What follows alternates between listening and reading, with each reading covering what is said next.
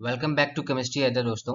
आज science dose 3 में हम लोग रिवर्स ऑस्मोसिस के बारे में पढ़ेंगे और साथ ही देखेंगे कि किस तरह से हमारे घरों में जो आरओ वाटर प्यूरिफायर लगा हुआ है वो कैसे काम करता है। तो आइए हम इसकी शुरुआत करते हैं।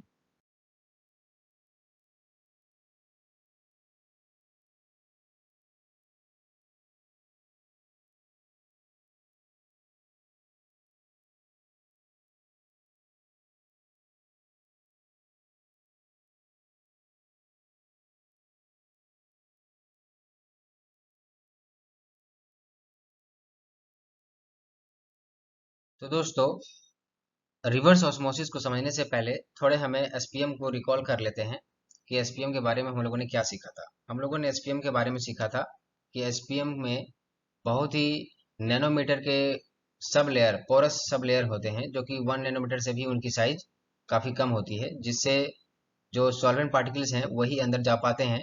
आप देख सकते हैं सिर्फ वाटर मॉलिक्यूल ही अंदर प्रवेश कर रहा है इस सेमी परमेबल मेम्ब्रेन से।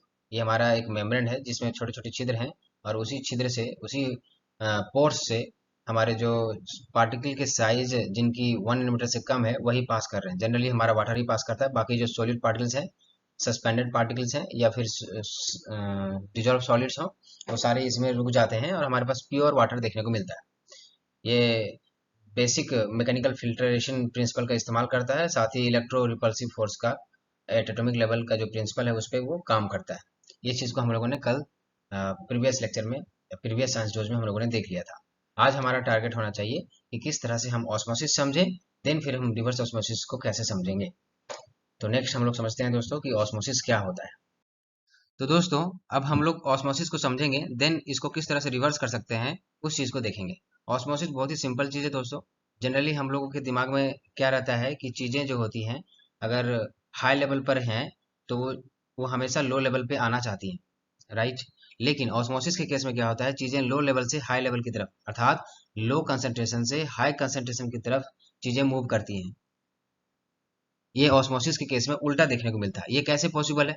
वास्तव में अगर आप उसके अंदर जाके देखेंगे तो ऑस्मोसिस भी प्रकृति के नियम का पालन करती है। वो भी हाई कंसंट्रेशन से लो कंसंट्रेशन की तरफ जो मूवमेंट है उसको फॉलो करती है। कैसे वो चीज करती है उस चीज को हम लोग देखते हैं। तो दोस्तों, हमारे पास एक सॉल्यूशन है जिसका कंसंट्रेशन C1 है। यहाँ पे वाटर भी है, कुछ डस्ट पार्टिकल, कुछ सस्पेंडेड पार्टिकल्स और कुछ डिजॉल्व पार्टिकल्स भी हैं। ये हमारा प्योर वाटर है, इसमें कोई गंदगी नहीं है। इसका कंसंट्रेशन C2 मान लेते हैं, ये हमारा C1 है। तो आप देख सकते हैं कि C1 का कंसंट्रेशन C2 से काफी ज्यादा है। तो जनरली जिसकी कंसंट्रेशन हाई कंसंट्रेशन से चीजें लो कंसंट्रेशन की तरफ जानी चाहिए, बट चूंकि हम लोगों ने बीच में मेम्ब्रेन लगा दिया है, तो ये मेम्ब्रेन क्या करता है, ये हमारा एसपीएम है, सेमी परमिएबल मेम्ब्रेन। ये मेम्ब्रेन सिर्फ उसी पार्टिकल्स को अपने में से आने जाने देगा जो सॉल्वेंट है। सॉल्वेंट हमारा क्या है, वाटर है। अब हम लोग देखते हैं कि वाटर किस में ज्यादा है। ये हमारा प्योर वाटर है, तो ऑब्वियस सी बात है कि इसमें सॉल्वेंट की मात्रा काफी ज्यादा होगी। और ये हमारा गंदा पानी है, वेस्ट वाटर है, तो इसमें पानी की मात्रा इसकी तुलना में कम होगी, क्योंकि इसमें गंदगी भी मिली हुई है। तो इसमें सॉल्वेंट अगर बात करें तो सॉल्वेंट की मात्रा कम है। सॉल्वेंट की मात्रा कम है, अर्थात यहाँ पे सॉल्वेंट की कंसंट्रेशन हाई है और यहाँ सॉल्वेंट की कंसंट्रेशन कम है। तो चीजें उसी तरह से मूव करेंगी। जिधर हाई कंसंट्रेशन है रहेगा सॉल्वेंट का, उधर से मूवमेंट लो कंसंट्रेशन की तरफ आया।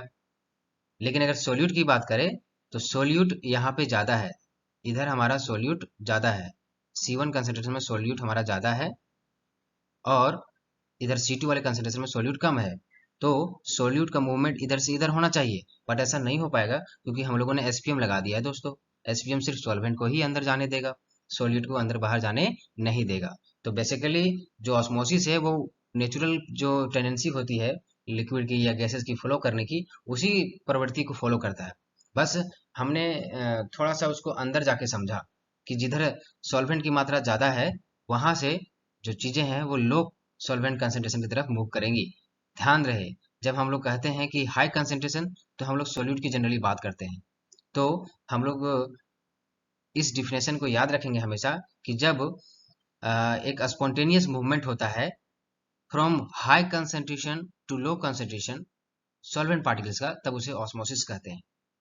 और दोस्तों, ये तब तक होता रहेगा जब दोनों का कंसंट्रेशन बराबर ना हो जाए। जब दोनों का कंसंट्रेशन बराबर हो जाएगा तो ऑब्वियस है कि दोनों का जो मूवमेंट है दोनों तरफ का जो मूवमेंट है वो रुक जाएगा। अब हम लोग ऑस्मोसिस और डिफ्यूजन में थोड़ा डिफरेंस समझ लेते हैं, देन हम इस प्रोसेस को रिवर्स कैसे कर सकते हैं उस चीज को समझते हैं।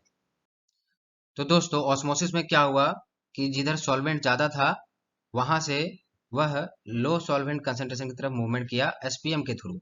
तो हमारे लेफ्ट साइड में जहां पे C1 कंसंट्रेशन था और राइट साइड में C2 कंसंट्रेशन था, चूंकि इधर C1 की तरफ सॉल्वेंट की मात्रा ज्यादा थी तो वो एसपीएम की तरफ से मूव करेगी और सारा मूव करके हमारा सॉल्यूशन के साइड आ जाएगी, और इस धीरे धीरे इसका लेवल बढ़ता चला जाएगा और इसका लेवल कम होता चला जाएगा।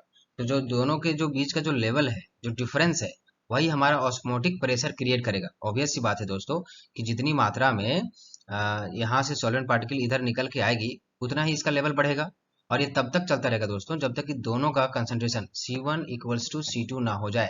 और ये कंडीशन है दोस्तों और इक्विलिब्रियम की, जहाँ पे क्या होता है कि हम लोग उनके बीच का जो डिफरेंस है उससे पता कर सकते हैं कि ऑस्मोटिक प्रेशर कितना डेवलप कर रहा है। ये जो इस पोर्शन से इस पोर्शन तक लिक्विड कुछ प्रेशर एग्जर्ट कर रही होगी, तो ये जो प्रेशर एग्जर्ट कर रही है ताकि जो मूवमेंट है दोनों का स्टॉप हो गया है, इक्विलिब्रियम स्टेट में आ गए हैं, क्योंकि दोनों का जो कंसंट्रेशन है वो इक्वल हो गया है। अब वहां पे सॉल्वेंट का कंसंट्रेशन दोनों तरफ बराबर हो गया तो कोई मूवमेंट नहीं होगा। कंसंट्रेशन यहाँ कहने का मतलब है मेरा सॉल्वेंट के कंसंट्रेशन से। हमेशा याद रखेंगे जब मैं ऑस्मोसिस की बात कर रहा हूँ तो हम सॉल्वेंट के कंसंट्रेशन की बात करते हैं, क्योंकि सॉल्वेंट की कंसंट्रेशन हाई रहेगी तभी वो हाई से लो की तरफ जाता है। बेसिकली आप देखेंगे वही प्रिंसिपल फॉलो हो रहा है। तो हाई सॉल्वेंट कंसंट्रेशन से जब मूवमेंट लो सॉल्वेंट कंसंट्रेशन की तरफ होता है तो उसे हम लोग ऑस्मोसिस कहते हैं। लेकिन डिफ्यूजन में क्या है कि कोई भी किधर भी मूवमेंट कर जाए, सॉल्यूट सॉल्वेंट किधर भी आपस में मिक्स कर जाए, दैट इज कॉल्ड डिफ्यूजन। तो सबसे पहला हमारा जो ऑब्जर्वेशन है वो क्या रहा कि जिधर सॉल्वेंट ज्यादा था उधर लेवल कम हुआ, जिधर सॉल्वेंट कम था उधर लेवल ज्यादा हुआ। क्यों हुआ? ताकि दोनों के बीच हमारा सॉल्वेंट का कंसंट्रेशन इक्वल हो जाए, और इस केस में इक्विलिब्रियम स्टेट हमारा अचीव हो जाएगा। और जो एक्स्ट्रा जो वॉल्यूम हुआ सॉल्वेंट का, जो कि हमारा एक ऑस्मोटिक प्रेशर को वो रिप्रेजेंट करेगा। अगर हम इतना प्रेशर, ये जो ऑस्मोटिक प्रेशर है, जो इतना वॉल्यूम है, इस लाइन से इस लाइन के बीच जो इतना वॉल्यूम है, अगर किसी तरह से इतना अगर हम बाहर से दे सकें या फिर इससे थोड़ा सा ज्यादा दे सके तो हम इस प्रक्रिया को रिवर्स कर सकते हैं। मतलब यहाँ से जो लिक्विड सॉल्वेंट इधर जा रहा था, अब बाहर से अगर प्रेशर दे दें हम लोग इसके ऊपर, तो ये सारा मूवमेंट इधर होने लगेगा उल्टा। फोर्सफुली हम लोग करना चाह रहे हैं अगर, जो अपने आप हो रहा था सेमी परमेबल मेम्ब्रेन के कारण और अपने आप रुक गया, जब दोनों का कंसंट्रेशन बराबर हो गया, हम उसे रिवर्स कर सकते हैं दोस्तों। अगर हम बाहर से फोर्सफुली अगर सॉल्यूशन साइड हम प्रेशर देना शुरू कर दें तो क्या होगा, इधर वाले सॉल्वेंट अब फोर्सफुली वाटर की तरफ आना शुरू हो जाएंगे। बस इसी चीज का इस्तेमाल हमारा रिवर्स ऑस्मोसिस करता है दोस्तों, और इसी इसी प्रिंसिपल का आगे हम लोग देखेंगे। लेकिन इसके पीछे भी बहुत सारी कहानी है, उस चीज को हम लोग देखेंगे दोस्तों, आगे देखते हैं। तो ऑस्मोटिक प्रेशर को डिफाइन करना हो दोस्तों तो किस तरह से करेंगे? तो ऑस्मोटिक प्रेशर दोस्तों एक ऐसा अमाउंट ऑफ प्रेशर है दोस्तों जो कि सॉल्यूशन को अप्लाई करना पड़ेगा ताकि दोनों के बीच, एसपीएम के बीच जो मूवमेंट है, फ्लो है, वो बंद हो जाए। ऑस्मोटिक प्रेशर एक मिनिमम ऐसा प्रेशर है दोस्तों जो कि हमें लगाना पड़ता है सॉल्यूशन के साइड। याद रखें, सॉल वाटर जो प्योर सॉल्वेंट है उसके तरफ नहीं, सॉल्यूशन के साइड लगाना पड़ता है, ताकि क्या हो, दोनों के बीच का मूवमेंट रुक जाए, मूवमेंट ना हो, मतलब इधर के जो पार्टिकल्स हैं वो इधर ना आ सकें। अब हम लोग इसका नेक्स्ट जो पहलू उससे देखते हैं। तो दोस्तों ऑस्मोसिस में हम लोगों ने देखा कि यह जो है मूवमेंट होती है पार्टिकल्स का एक एसपीएम के थ्रू, सेमी परमेबल मेम्ब्रेन के थ्रू। लेकिन डिफ्यूजन में क्या होता है दोस्तों? डिफ्यूजन मतलब डिफ्यूजन है, कोई दो चीज अगर मिल रही है, वो किसी भी तरीके से मिल रही है, अगर एक कमरे में होल कर दें और बाहर की गैसेस कमरे में मिल जा रही हैं, या फिर कमरे की जो गैसेस हैं वो बाहर मिल जा रही हैं, तो ये डिफ्यूज हो रही हैं। कोई बाउंड्री नहीं है, कोई मेम्ब्रेन नहीं है, वो ऐसे ही मिल जा रही हैं। चाहे दो लिक्विड मिल रहा हो चाहे दो गैसेस मिल रहा हो, वहां किसी तरह का सेमी परमेबल मेम्ब्रेन का रोल नहीं होता है डिफ्यूजन में।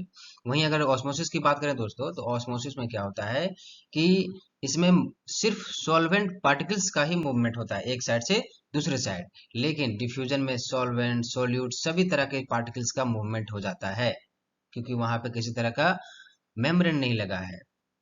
तीसरी जो डिफरेंस है दोस्तों ये क्या है कि सॉल्यूशन, ऑस्मोसिस जो है वो सिर्फ सॉल्यूशन तक ही लिमिटेड है, लेकिन डिफ्यूजन लिक्विड में, गैसेस में, सॉल्यूशन में सब जगह पे लग सकती है। चौथा जो डिफरेंस है दोस्तों वह है कि हम ऑस्मोसिस को रिवर्स कर सकते हैं। अगर एक दिशा में सॉल्वेंट हाई कंसंट्रेशन से लो कंसंट्रेशन की तरफ जा रही है तो उसको रिवर्स कर सकते हैं।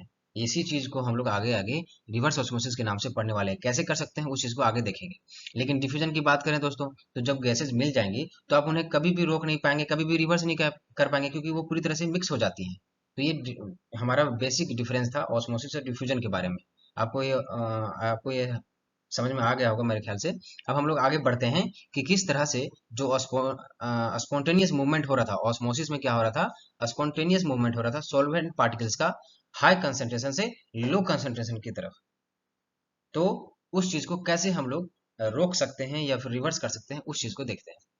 तो अगर डिफिनेशन की बात करें दोस्तों, तो हम लोग ऑस्मोटिक प्रेशर को किस तरह डिफाइन कर सकते हैं कि ऑस्मोटिक प्रेशर जो है वो एक सॉल्यूशन का प्रेशर होगा, ऑब्वियस सी बात है। या यूं कह लें कि ऑस्मोटिक प्रेशर जनरली हमारा सॉल्वेंट की वजह से डेवलप होता है। तो एक पार्टिकुलर टेम्परेचर पर उसको इस तरह से डिफाइन कर सकते हैं, क्योंकि टेम्परेचर पर भी हमारा ऑस्मोटिक प्रेशर डिपेंड करता है। तो एक पार्टिकुलर टेम्परेचर पर जो excess hydrostatic pressure build up होता है जब सॉल्यूशन को सेपरेट करते हैं उसके सॉल्वेंट से, किसके द्वारा, एक एसपीएम के द्वारा, सेमी परमेबल मेम्ब्रेन के द्वारा। इसे हम लोग पाई से डिनोट करते हैं। दूसरा रूप में अगर समझना हो तो क्या कर सकते हैं दोस्तों, कि ऑस्मोटिक प्रेशर में be defined as the excess pressure which must be applied to the solution side in order to prevent the flow of solvent into the solution through the SPM। हमेशा SPM आएगा दोस्तों। तो solution के side पर कितना pressure लगा रहे हैं ताकि हमारा सॉल्वेंट का मूवमेंट रुक जाए, इसे ही हम लोग ऑस्मोटिक प्रेशर के नाम से जानते हैं दोस्तों। तीसरी परिभाषा की बात करें दोस्तों, क्या बोल सकते हैं कि ऑस्मोटिक प्रेशर एक एक्सेस प्रेशर है जो कि हमें जरूर से जरूर लगाना पड़ेगा सॉल्यूशन की तरफ, ताकि हम क्या करें, to increase its vapour pressure until it becomes equal to that of the solution. ताकि इसका जो वेपर प्रेशर है वो सॉल्यूशन के वेपर प्रेशर के इक्वल हो जाए और हमारा सॉल्वेंट का मूवमेंट रुक जाए। और अगर इसका मेजरमेंट करना हो दोस्तों, हमारे पास बहुत सारे मेथड्स हैं, आप देख सकते हैं। अब हमें जो मेन समझना है कि कैसे हमारा वाटर प्योरीफायर काम करता है, यानी कि रिवर्स ऑस्मोसिस किस तरह से हम करा सकते हैं। अभी तो हम लोगों ने ऑस्मोसिस देखा कि एक तरफ हम लोगों ने पानी लिया, दूसरी तरफ गंदा पानी लिया, तो और बीच में हम लोगों ने सेमी परमेबल मेम्ब्रेन लगा दिया। तो साफ वाला पानी चूंकि उधर सॉल्वेंट ज्यादा था तो वो एसपीएम से पास होकर गंदा वाला पानी तरफ आ गया। बट अगर हमें गंदा वाला पानी में से अच्छा पानी निकालना हो बाहर, तब कैसे करेंगे इस चीज को, उस चीज को देखना है।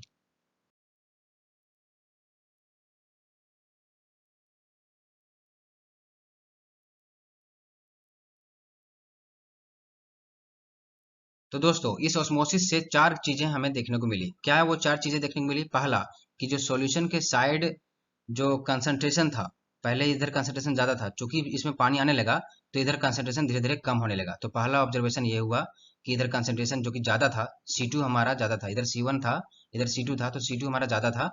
तो धीरे धीरे जो कि इसमें पानी आने लगा तो ये डाइल्यूट होने लगा, यानी कि कंसंट्रेशन इसका कम होने लगा।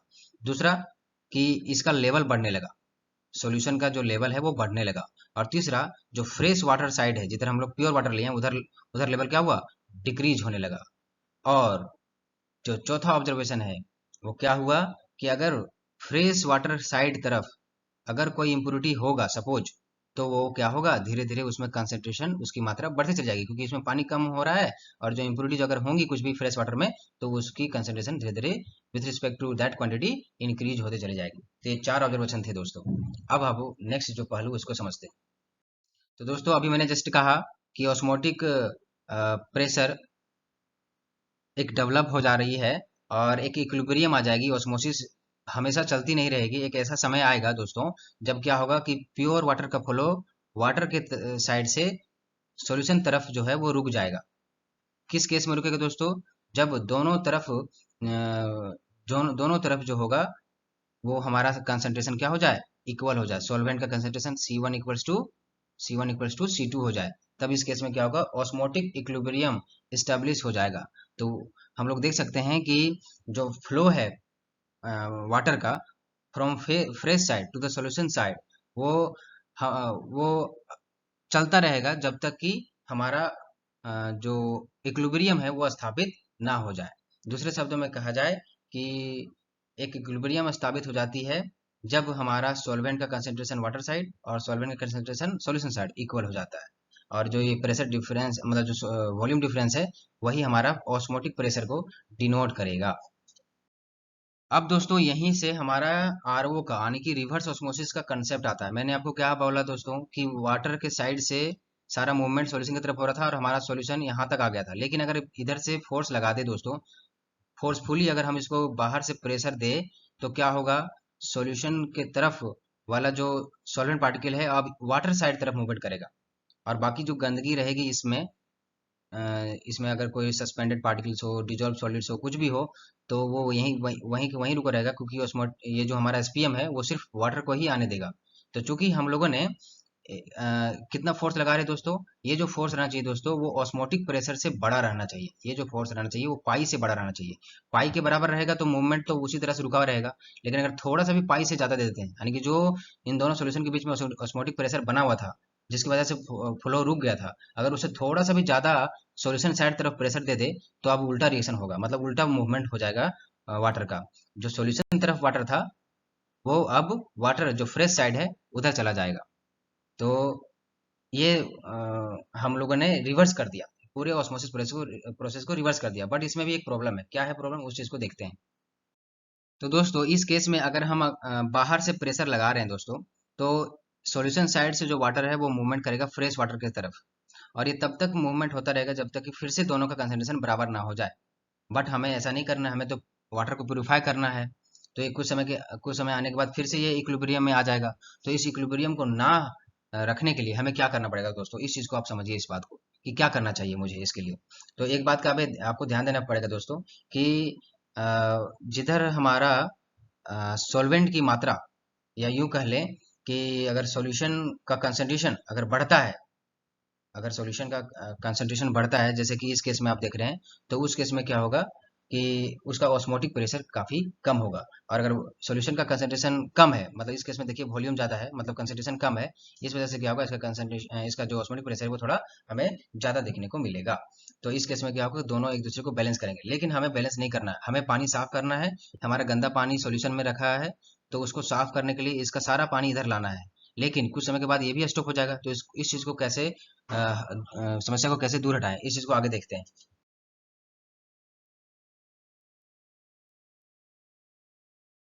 तो दोस्तों इस चीज को करने के लिए हम लोग क्या करेंगे, जो गंदे पानी से, जो सॉल्यूशन साइड में गंदा पानी था, उस गंदे पानी को यह एसपीएम से पास होकर फ्रेश वाटर साइड तरफ आ रहा है, और इस पानी को हम धीरे धीरे धीरे वाटर निकालते चले जाएंगे। जिससे क्या होगा कि हमारा कंसंट्रेशन जो है वो इक्विलिब्रियम में ना आ जाए। और दूसरी तरफ चूंकि यहाँ पे पानी घटता चला जाएगा, तो एक तरफ से पानी देंगे और जो कंसंट्रेटेड सॉल्यूशन रहेगा उसको निकालते भी चले जाएंगे। तो ये कंडीशन हमारा लगातार चलता रहेगा। एक तरफ से हम लोग प्रेशर दे भी रहे हैं, दूसरी तरफ पानी दे रहे हैं ताकि पानी की कमी यहाँ ना हो, और जो कंसंट्रेटेड सॉल्यूशन उसे बाहर भी निकाल रहे हैं, और जो फ्रेश वाटर हमारा बन के तैयार हो रहा है उसको बाहर हम लोग ले रहे हैं पीने के रूप में। तो इस तरह से हमारा पूरा प्रक्रिया काम कर रहा है। मतलब पहले हम लोगों ने ऑस्मोसिस देखा। ऑस्मोसिस में जो फ्रेश वाटर तरफ जो वाटर था वो गंदगी के तरफ जो पानी थी सॉल्यूशन साइड तरफ उधर चली गई और अपने आप गई। लेकिन अगर उसे हम रिवर्स करना है तो हमें बाहर से एक्सटर्नल प्रेशर लगाना पड़ा। जनरली अगर आप मैकेनिकल प्रेशर लगाएंगे तो वो काम नहीं बनेगा। उसके लिए आपको दूसरी तरह का एक सिस्टमेटिक वाटर का मूवमेंट चाहिए, जो कि हम इसको पॉसिबल कर रहे हैं। किससे, हम अगर एक तरफ से पानी दे रहे हैं ताकि यहाँ पे कंसंट्रेशन बरकरार रहे, और दूसरी तरफ जो कंसंट्रेटेड सॉल्यूशन बन रहा है उसको भी बाहर निकाल रहे हैं, और जो फ्रेश वाटर इधर बन रहा है इधर बाहर हम लोग खींचते चले जा रहे हैं, ताकि दोनों तरफ हमारा बैलेंस बनता रहे और ये प्रक्रिया चलती रहे। ये प्रक्रिया पूरी तरह से चलती रही। बस हमें क्या चेंज करना पड़ता है, बीच बीच में सेमी परमेबल मेम्ब्रेन को चेंज करना पड़ता है। तो ये पूरी तरह से वाटर प्योरिफिकेशन का सिस्टम रहा। लेकिन ये जो आरओ सिस्टम हम लोग घर में लगाते हैं दोस्तों, वो हमारे हेल्थ के लिए बहुत ही खतरनाक है। क्यों? क्योंकि आप देख सकते हैं दोस्तों कि जो सॉल्यूशन साइड में अगर पानी गंदा है, सपोज हम लोगों ने जमीन का जो पानी है, नल का पानी, उसे निकाला और उसे पिया, उसमें ऑब्वियस है कि उसमें ट्रेबिलिटी रहती है, बहुत सारे सस्पेंडेड सॉलिड पार्टिकल्स रहते हैं और कुछ डिजॉल्व सॉलिड्स भी रहते हैं, जो कि हमारे बॉडी के लिए हानिकारक होते हैं। एक सर्टेन लेवल तक ही हमारे बॉडी में उनकी जरूरत होती है। आयरन की मात्रा अगर हो, कैल्शियम या पोटेशियम या सोडियम अगर है, तो उसकी मात्रा हमारे बॉडी में सर्टेन लेवल तक होती है। अगर उस लेवल से ज्यादा होगा तो भी ठीक नहीं है, और कम होगा तो भी ठीक नहीं है। लेकिन आरओ क्या कर रहा है दोस्तों, उन सब सस्पेंडेड पार्टिकल्स को और डिजॉल्व सॉलिड्स को सबको छाट दे रहा है, और सिर्फ पानी को बाहर जाने दे रहा है। मतलब आप सूखा सूखी एक पानी पी रहे हैं, उसमें किसी तरह का मिनरल्स कंटेंट नहीं है। कोई मिनरल कंटेंट नहीं है, ना सोडियम है, ना आयरन कंटेंट है, ना कैल्शियम कंटेंट है, किसी भी तरह का उसमें मिनरल कंटेंट आपको देखने को नहीं मिलेगा। इसलिए आरओ का पानी नहीं पीना चाहिए। ये जनरली दोस्तों गल्फ कंट्रीज में जो लोग रहते हैं उनके लिए बनाया गया था, क्योंकि वहाँ पे बहुत मतलब जमीन खोदेंगे तो तेल निकलता था, पानी कम तेल ज़्यादा निकलता था, तो उसको फिल्टर करने के लिए हम लोगों ने ये आरओ सिस्टम लाया था। हमारे भारत जैसे देशों में आरओ सिस्टम काम नहीं करेगा, उसके लिए आप यूवी और अल्ट्रा फिल्ट्रेशन सिस्टम ले सकते हैं, जिसमें एक सर्टेन लेवल तक ही हमारा टर्बिडिटी कम होता है और जितनी मात्रा जरूरत होती है उतना हम लोग ले सकते हैं। तो दोस्तों इस तरह से हम लोगों ने रिवर्स ऑस्मोसिस किस तरह से काम करता है उस चीज़ को देखा। रिवर्स ऑस्मोसिस को कराने के लिए हमने जो एक्सटर्नल प्रेशर अप्लाई किया है सॉल्यूशन की तरफ, वो ऑस्मोटिक प्रेशर से थोड़ा ज़्यादा रहना चाहिए, वरना ये उल्टा मूवमेंट नहीं करा पाएंगे। तो उल्टा मूवमेंट शुरू हो जाएगा जैसे ही प्रेशर देंगे, लेकिन ये ज़्यादा समय तक चलेगा नहीं। अगर इसको कंटिन्यूअस कराते रहना है तो इधर से पानी बाहर निकालते रहना पड़ेगा और सॉल्यूशन की तरफ गंदा पानी देंगे, और जो कंसंट्रेटेड सॉल्यूशन है उसको बाहर निकालते भी रहेंगे। मतलब ये हमारे पास दो तीन मैकेनिज्म एक साथ काम करेंगे, तो ये कंटिन्यूअस हमारा जो फ्रेश वाटर का फ्लो है वो इधर से हम लोग अच्छा और साफ पानी ले सकते हैं। और यही प्रिंसिपल है कि रिवर्स ऑस्मोसिस हमारा घरों में इस तरह से काम करता है।